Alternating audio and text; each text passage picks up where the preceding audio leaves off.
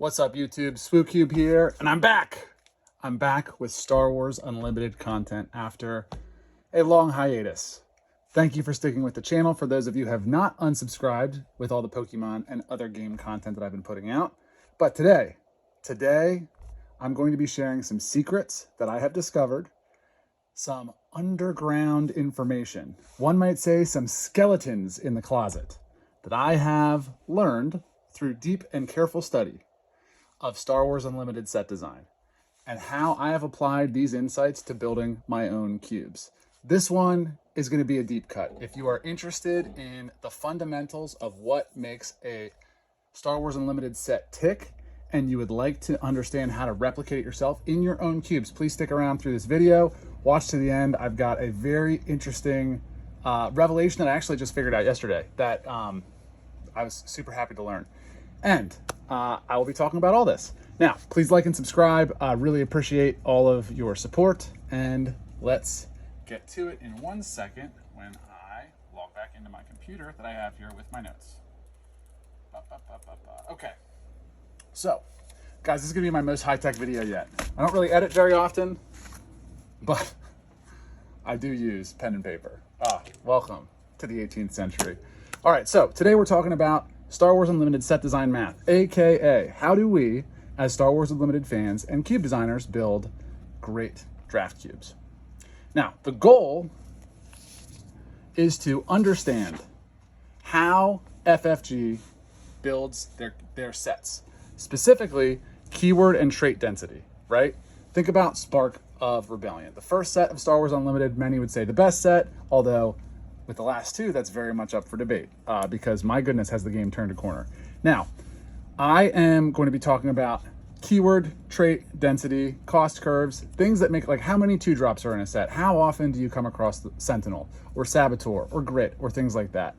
There's a logic to it and there's a math to it. And it has been quite the journey figuring this out. So I call this, and I believe FFG calls this, the skeleton, the set skeleton. I was reading an article by Tyler, the creative lead of Star Wars Unlimited the other day, and he was talking about designing sets for Limited in Star Wars Unlimited, and man, I'm saying limited, unlimited, all a whole bunch. And he referenced the set skeleton. Basically, they put out in a spreadsheet kind of the goal of where they want to get to and build in cards to suit their needs. Well, I think I've reverse engineered at least an approximation of the set skeleton I'm happy to share today. So, some quick assumptions here because we're going to be doing some math. I'm assuming that booster packs have a fully random distribution. This is not true. Now, meaning any common is equally likely to show up in any common slot, right? There's 9 commons in a pack, and for my math, I'm assuming that they will all show up equally. I believe on a broad scale, this is probably the case, but on a pack-by-pack basis, I'm absolutely sure that FFG is kind of fudging the math a little bit to make sure that there's good color distribution in packs for draft. I'm not messing with that. We're just playing fully random. Now, I'm ignoring the foil slot. So if you recall, a Star Wars Unlimited booster pack has 9 commons, 3 uncommons, 1 rare or legendary. And then there's an additional slot. That's a foil slot, random rarity. That gums up the math and makes it really, really hard to discern, decipher. So I'm just pretending it doesn't exist. So for the purposes of this analysis, we have 13 draftable cards. Now, I am not a math genius. I am not a statistician. I do use math in my day job and spreadsheets, so I feel like I at least know enough to make a stab at this analysis, but I'm sure that someone smarter than me is gonna watch this and wanna correct me, and I welcome your feedback and criticism, and please let me know what you think in the comments. But I'm not claiming any sort of credentials here. I'm just a guy who knows numbers a little bit. So let's talk about the math. Let's talk about Spark of Rebellion, the first set, the big set, the inaugural set, and what I believe is probably the best limited environment in any card game I have ever played. Now, Spark of Rebellion. The set breakdown is as follows. Cards in set, right? 90 commons, 60 uncommons, 60 rares. These are unique cards in the set. But in booster packs, they show up in different densities, right? So they're in a pack, we have 9 commons, 3 uncommons, 1 rare. Now we've got 2 different things we need to control for when we're figuring out how often does something show up when you open a booster pack, when you open a box of booster packs, when you open 5 boxes or a case, right? That's what I'm really trying to understand. What is the true drop rate of any individual card in the wild when you factor in how many cards are in the set and how many cards are in the booster pack, i.e. how many chances do we get each booster pack to open that card? Remember, full randomness here. I call that the probability of 1, or pack weight, right? The probability of one pack weight's actually something different. The probability of 1, the chance of any one card being in any one rarity slot of that card in a booster pack. So we can just figure that out very simply for commons. There's 90 cards in the set, there's 9 cards in a pack. Simple math, right? The probability that a common card will be in a booster pack is 10%. Any one common has a 10% chance of showing up in any one booster pack. 90 cards, 9 commons per pack, right? You got a 1 in 10 chance of that common showing up in that booster pack. So that is the probability of 1 for common, or the drop rate per pack. I may have said per slot earlier, I mean per pack. Now, uncommons, it's simple and same thing, right? 63, 3 over 60, or 60 over 3 rather, you know what I'm saying, divide, 5%. So in any given pack, you have a 5% chance of seeing any uncommon, given that there are 60 uncommons in the set. Now, for rares, it's a little smaller chance, right? There's the same number of rares and uncommons, but they show up at a lower rate than uncommons do. So there are actually, and I do squiggly 1 to mean approximately 1 because we have to consider legendaries, which is something we'll get to in a minute. It does complicate things, but the chance of any individual rare showing up in a pack is a little bit over 2%, call it 2.1% or so. That is our chances. There's not 60 rares, there's 48 rares. What am I saying? Wait, hold on. My goodness, my math is all jacked. Yeah, 48 rares. It's like 61, that doesn't make sense. Yeah, 48. Correcting problems in real time and doing math in my head. So 2.1 chance of any rare showing up in any given pack. Now, if we have to have, like, if we're looking at pack weight, we have to assume a relative measure, right? There's no absolutes here. Everything is relative to something else. So if we just make rare cards our benchmark, there's 1 rare per pack, right? So for every rare, we want to know how many uncommons of a type do we get? How many commons of a type do we get? What's the relative density of a common and an uncommon to a rare? And with these probabilities, we can kind of figure it out, right? So if the probability of any one, or the pack weight of any one rare is 1, right? We get 1 of a rare per pack on average. The probability of any given uncommon, and I'm saying probability, I mean pack weight. It's a different thing, right? It's relative probability. 2.4. For commons, it's 4.8. Now, this is confusing. What do these numbers mean? Well, intuitively, think about it this way. For each individual rare card in the set, like for set 1, let's say you're looking for Agent Callus. For every 1 Agent Callus you pull, on average, you're going to pull 4.8 Super Laser Technicians. For any one, I don't know, pick another, Jedi lightsaber, you're going to pull 4.8 TIE Fighter LNs, right? I'm talking set 1 cards here. That is how to think about this. So any given common in the set will show up 4.8 times as much as any given rare if you open enough product on average, assuming a random distribution and ignoring the foil slot, all the things I'm talking about, right? This is the pack weight of cards, the drop rate of individual cards. And remember, the lens we're looking through this with is trying to understand how do we replicate FFG sets. So this is very important, very, very important. Now, let's say we wanted to just make a set of cards, build a set cube of Spark of Rebellion. We could include 4.8 of each common, 2.4 of each uncommon, and 1 of each rare, shuffle the whole thing up, draw, and we get a relative approximation of the set.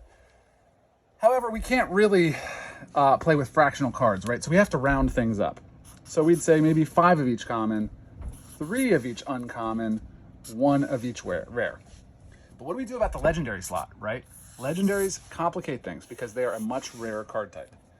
In Spark, legendaries showed up 1 per 8 packs. So their So it's like 1 out of 8, right? There were 16 legendaries in the set. So the probability in any pack that you would open a legendary, any given legendary, right, was, or like the, anyway, I'm gonna skip all this math, get the key right. There's less legendaries than rares, but they show up much more frequently. So like what's like the relative weight of a legendary in terms of drop weight when you're using rares or yardstick? It's less than a half, right? When you do the math, it's 0.375 is the relative weight. So when we're factoring these things in, building a set cube, we can include, 5 of each common, 3 of each uncommon, 1 of each rare. We got to round up here, right? 1 of each legendary. Now, as a thought experiment, let's say we wanted to shift our math to make everything relative to legendary, get it as truly accurate as possible, so that like the relative drop rates between all the rarities is exactly as it is in the wild, at least based on our set of assumptions. We could do that, right? But using legendaries as our yardstick, there's 2.67 rares per legendary, 6.4 uncommons per legendary, and 12.8 commons per legendary, right? You round up, that's 13, 7, 3, and 1. If you do the math, based on 90 commons in a set, 60 uncommons, 48 rares, and 16 legendaries, add all that up, that comes to a cube of 1,750 cards. That is impractical, and nobody is building that cube, right? That's like basically lugging around an entire 4-row storage box for your game night. And imagine how long that thing would take to shuffle, right? But we don't need to replicate that closely to have an enjoyable experience, right? With my previous example, saying if we're trying to like generally replicate a Spark of Rebellion cube, we could do 5 of each common, 3 of each uncommon, 1 of each rare. And honestly, with 16 cards only rounding up to 1 of each legendary, they show up a little bit more frequently, about twice as frequently than they do in the wild. But that's probably a good thing, right? Because finding legendaries in your packs is actually kind of fun. So this is a very good approximation of set density in a draft cube. If you're going to build try and replicate a pure limited environment as closely as you can, shuffle the whole thing together, and design a cube that could be drafted and have the feeling that you had when you drafted it at the store. 5 of each common, 3 of each common, 1 of each rare, 1 of each legend is a good way to go. That cube size, given Spark of Rebellion numbers per rarity, 90, 60, 48, 16, that is a 694 card cube. That's a lot of cards. It's pretty big. I personally believe that's too big. That's clunky for me. So what do we do about that, right? What if we maybe slim this thing down a little bit? And I'm going to talk about how I do set cubes. And then we'll talk about how I use this information to inform my custom cubes, right? So the way that I build a set cube, and I kind of stumbled into this by accident without doing the math, but I've since checked my work and the math actually works surprisingly well, is 3 of each common, 2 of each uncommon, 1 of each rare, and 1 of each legendary. That is a cube of 454 cards for Spark of Rebellion. I've talked about this exact cube on my channel multiple times. If you go back to my early cube videos, you'll kind of see the evolution of how we got to this point. By iterating and figuring out what felt good and what felt like an actual draft of the product. This is it. So what is the math, right? When you are looking at building this cube, right? Because you'll notice the relationships between these numbers are going to be a little different than our original math when we were looking at the true pack weights of cards based on drop rate probability. Now, I would argue that the most important thing in any given limited environment is the relationship between commons and uncommons, right? Uncommons tend to be the power cards that you're looking for, hunting for in a draft. They define your deck archetypes. They are certainly power spikes. And commons are the bread and butter, right? So we want to get this right. We want to get this area of the cube, the boring stuff, the cheap stuff, the easy stuff to acquire. It's the most important part of your set cube. It's the most important part of any set. We have to get that relationship right. Now, looking back to our initial math, pack weight. Commons, relative to rares, 4.8. Uncommons, 2.4. Commons had double the pack density of uncommons. That is an important relationship. If we look at my current math, the SwooCube way trademark, 3/2. That's a 1.5 relationship, 150%. Not twice as likely, 1.5 times as likely. Actually, that's a major difference. A major, major difference. That would significantly alter the way a limited environment feels. When I did the math and discovered this, I was kind of bummed because I was thinking, oh man, maybe I need to upsize my cubes and go to these 700 card cubes to make it kind of feel more like limited. But then I remembered, for my set cubes, I am not shuffling everything together at all. I'll show you. So here's a cube box that I have. This is my custom OG Trilogy cube, 336 cards. More videos on this coming soon. This is the last set cube that I've put together, Twilight of the Republic. I have separated rares and legendaries, uncommons, commons. 1 of each, 2 of each, 3 of each. Just like I talked about the math. When I deal out booster packs, I deal out 1 rare. I deal out 3 uncommons. I deal out 9 commons. And then I shuffle a pile of a random mix of all of them for the foil slot, right? It's one way to do it. It's a good way to do it. That's the way I typically do it.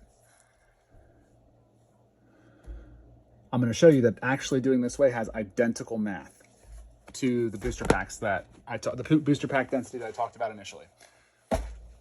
So how do we know this, right? Well, there's 90 cards, 90 commons in the set, 3 of each common, right? 90 times 3 is 270 commons. For uncommons, we have 60 times 2, right? 60 uncommons, 2 in each or 2 of each type. So that gets us to 120. For rares, we got 48. For legends, we got 16, but we actually kind of combine these together. I'm just going to check this.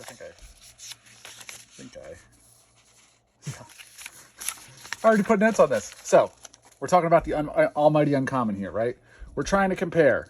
How do we know that what we're doing here, this 3-to-1 that I've been doing for over a year in my set cubes, is the same relationship in a draft as this, even though in the actual set and in the closest approximation in real life that we can make to the actual set, commons show up at different ratios relative to uncommons than what they do in a 3-2 commons uncommons environment.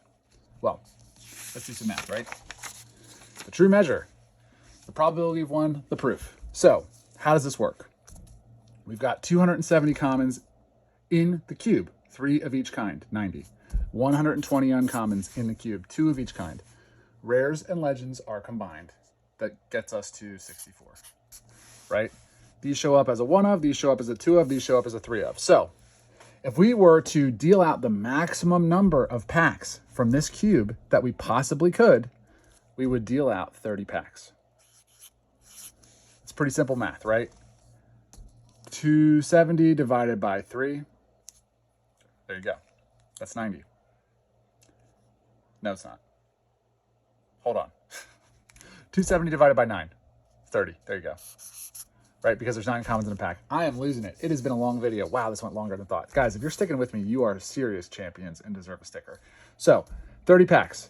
30 packs gives us 30 packs of 9 commons, right? If you do the math, and I'm trying to remember how I did the math in my head to get to this point. 3 cards.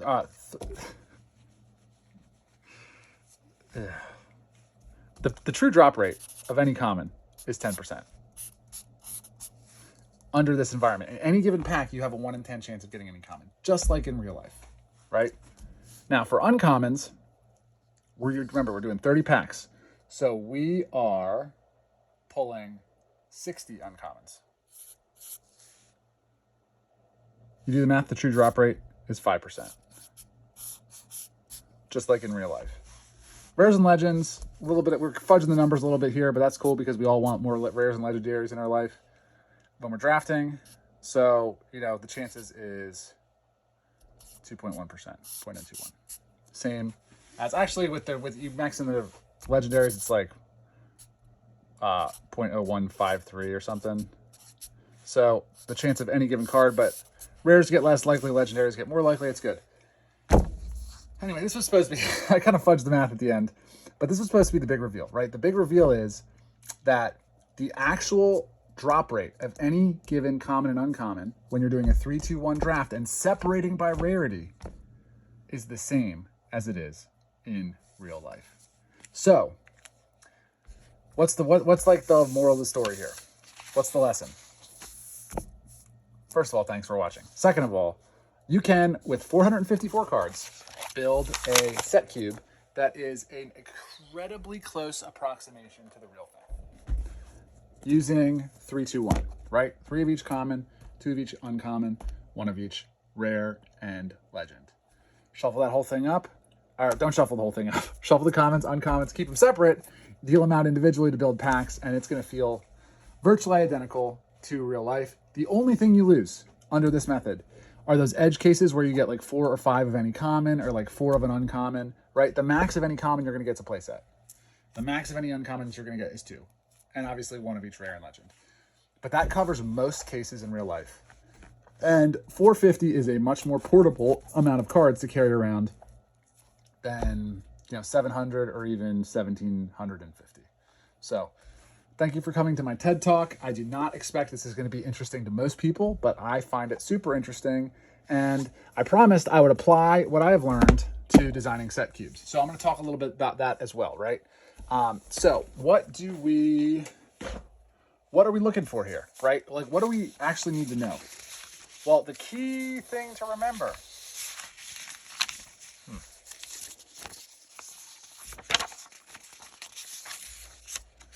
density, cost curves, keywords, and traits. Like how many of these things actually show up in a set, right?